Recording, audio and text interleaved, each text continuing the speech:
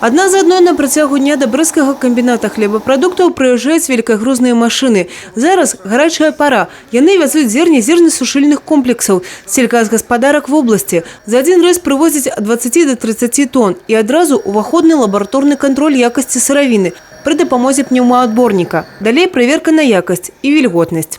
На сегодняшний день заготовили рожь, пшеницу и ячмень. По этим культурам госзаказ выполнен. Продолжает поступать гречиха и проса.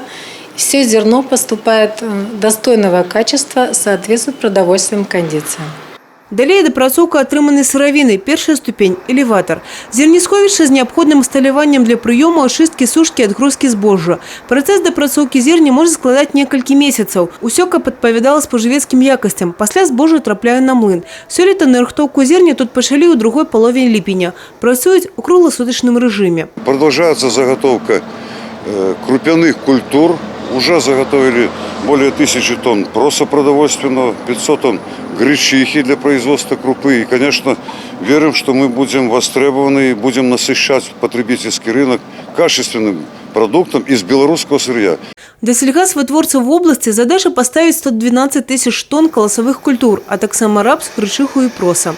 На текущую дату данный показатель выполнен на 99,9%, то есть пшеницу, овес и рожь мы уже закрыли в область. Осталось поставить 150 тонн ячменя, который буквально в течение 1-2 дней данный показатель выполнен.